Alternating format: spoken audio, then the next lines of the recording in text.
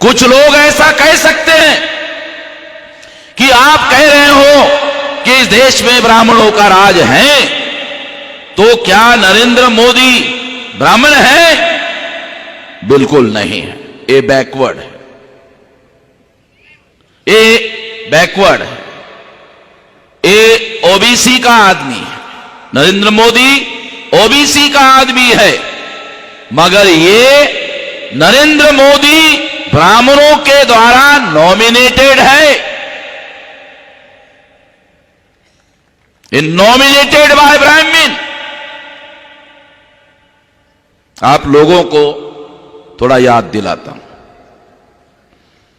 BJP में नरेंद्र मोदी को प्रधानमंत्री बनाने के लिए अडवाणी और सुषमा स्वराज विरोध कर रहे थे, तो आरएसएस के द्वारा नरेंद्र मोदी को वेटो पावर का इस्तेमाल करते हुए सुषमा स्वराज और अडवाणी के विरोध में वेटो पावर का आरएसएस के द्वारा इस्तेमाल करते हुए नरेंद्र मोदी को चुनाव जीतने के पहले ही प्रधानमंत्री पद का कैंडिडेट नॉमिनेट किया गया था।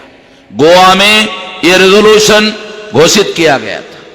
ये डॉक्यूमेंट्री एविडेंस अखबारों में, टीवी में उस समय आई थी। आप लोगों को याद दिलाने के लिए बोल रहा हूं, क्योंकि हमारी यादें बहुत कमजोर होती है, इसलिए थोड़ा बता रहा हूं कि ये आरएसएस के द्वारा नॉमिनेटेड पीएम है, ये रियल पीएम नहीं है, ये नॉमिनेटेड पीएम है।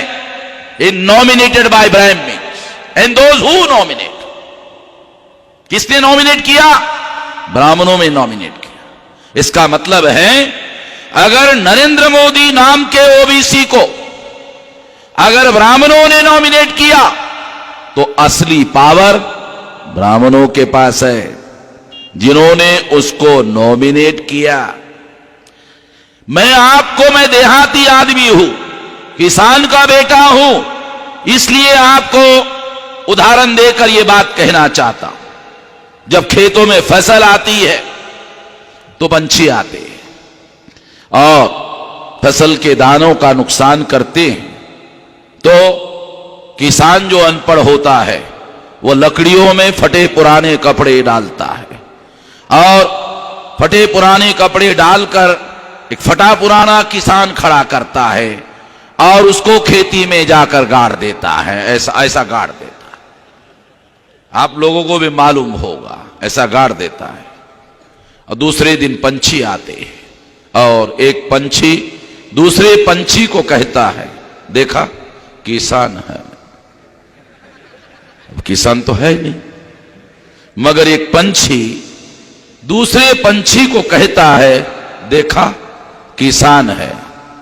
एक पंछी दूसरे पंछी को कहता है किसान है, मैं कहता हूं नरेंद्र मोदी है।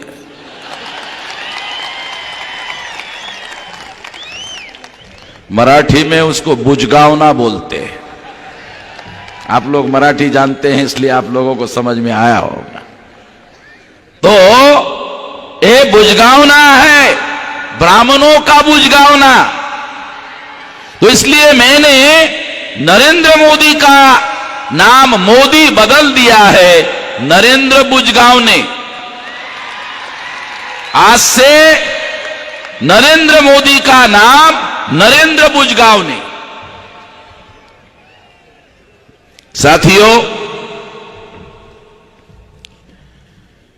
नरेंद्र मोदी ओबीसी है और जब ओबीसी की जाति आधारित गिनती का मामला आया, गिनने का मामला आया, तो ओबीसी का होने की वजह से लोग ये उम्मीद करते थे कि नरेंद्र मोदी ओबीसी की जाति आधारित गिनती करने का आदेश देंगे। मगर नरेंद्र मोदी ने इसके विरोध में निर्णय किया और जाति आधारित गिनती को रोकने का आदेश दिया। ओबीसी का आदमी ओबीसी के ही विरोध में फैसला किया। लोग कहते हैं कि नरेंद्र मोदी बहुत धाकड़, बहुत हिम्मत वाला आदमी है, बहुत शक्तिशाली है, और वो खुद कहता भी है कि उसका 56 इंच का छाती है, और अगर 56 इंच का नरेंद्र मोदी को छाती है तो ओबीसी की जाति आधारित गिनती करने के लिए उसको किसका डर लगता है?